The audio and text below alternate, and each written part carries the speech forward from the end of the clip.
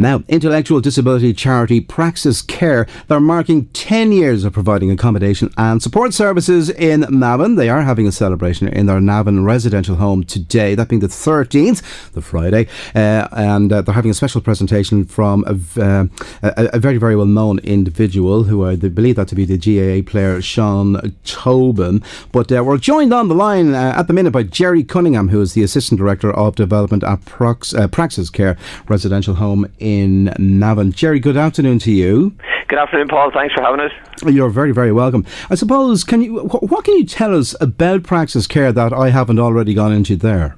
Yes, Paul, Praxis is quite a large charity. We have 11 units here in the northeast, and in Navan we have 3 of those, and the local manager here is Graham Gillespie, and Graham and his staff have been here 10 years, and they provide a service to 11 people with complex needs. That's the sort of service we specialise in. Nothing's too big a challenge for us, and Graham and the team have set up very good services on an individual basis for people here in their own community. Now, when I suppose that most people think of intellectual disabilities, they might think of maybe something like ADHD or dyslexia. There's all sorts of things, letter and word recognition. Would you deal with those, and which other ones would you deal with? Yes, I suppose one of the more frequent ones people might be aware of would be people with different levels of Down syndrome, or people with autism or Asperger's. Those would be different diagnoses that people have. But to us, the diagnosis is irrelevant. We look at the individual and try and look after them and get them involved in the community as much as possible. So that would be a measure of what we do. We like to see people out and about. We would focus in on doing what they like and getting the most potential out of them. We really like to see people become independent and move out into the community and even try and live more independently on their own. Now, what type of work would you do with people to help them overcome or cope, perhaps, with what I don't like the word disability really, because a lot of the time people turn these things into abilities, but you help them to cope or overcome these conditions. Yes, you have to break it down, Paul, and start sometimes with very basic things, like helping people to look after their home, helping them to be self-caring in terms of their personal hygiene, their cooking, their shopping, managing their money. To some of our people, that's a big challenge, and then we move on from that and get them involved in perhaps volunteering in local charities for the homeless, or giving something back, as well. So we've a lot of links with other charities in the community. We would arrange people to have little support placements, to try and get them to be involved with other community groups in the area. Some of our people love things like gardening or working with rescue animals or going into old people's homes, just helping people with a lot of the elderly love to see our people coming in to help them maybe at Christmas or setting up for functions and things like that.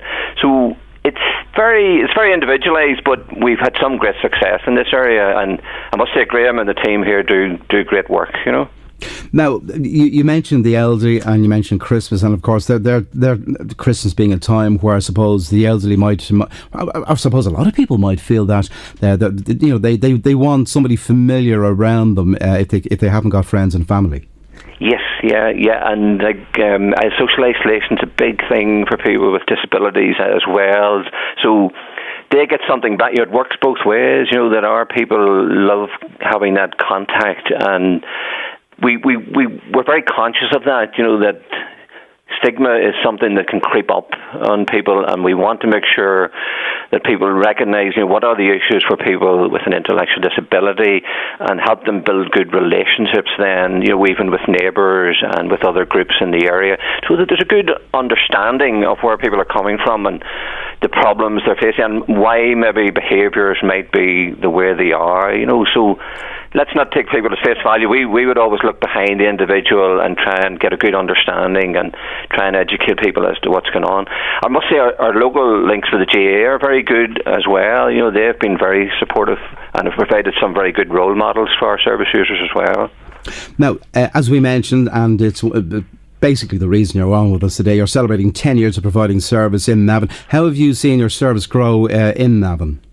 Yes, well, we started off with one house 10 years ago, and now we've 3 houses in the Navan area. Navan has been a great community in terms of accepting our services and our people, and we have to say, that we've got good links then with a lot of the sporting clubs. The rugby club, for example, is very good to it as well, and we would feel as well that the Navan area, there's room for more, as well. We would feel it'd be nice to have a few services, for as people get older as well. That's something we might want to develop, is a more specialist service for people with intellectual disability as they get older, as well as meeting the needs of young people coming through from school and things like that. So it's good. The archery club as well. That's another example of the links we have as well. Could I ask you as well, Gerry, just in those 10 years, what changes, if any, have you seen in the approach to how you might help people deal with or cope with their conditions? Because I know, there's research coming out all the time that shows you that perhaps a different approach is more beneficial than the one previous. There is, yeah. Disability can be in the news a lot, for the wrong reasons, because of things that have happened maybe in big congregated settings, but there's some terrific examples of good practice as well, and it's making sure we focus on the individual, that we do good individual assessments, and then we work with the person in terms of their goals and trying to get them to achieve goals. Even little small things, they all can move in the right direction. It might seem small to us, but to them it can be a major step.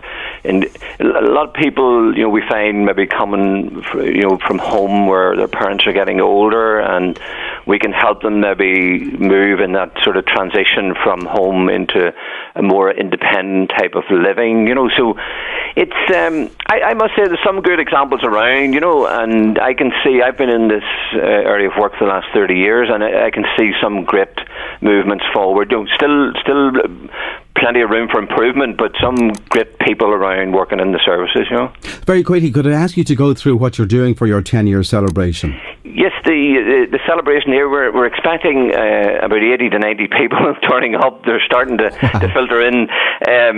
Lovely gardens here in the house, and we've got them all set up for some food. So Sean Tobin is coming on behalf of the Meath football team. Sean's a great model, a role model for our service users, and a good friend to the service here. And our lads really look forward to meeting him, and you'll feel part of that. It's great for them. A lot of HSE people are coming along as well, very supportive to us as well.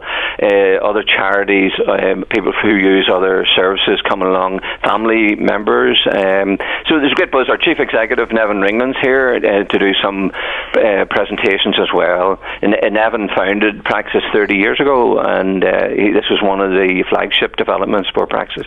Now, if somebody, Gerry, would like to make a donation to your charity, I know they can find out more at praxisprovides.com online, but how do they go about making a donation? Yes, that would be very welcome.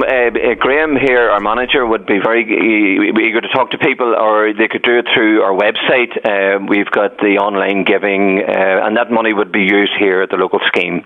We would use it for add-ons. It would be something that we use for extra comforts or for something recreational. The basic service is funded through the HSE.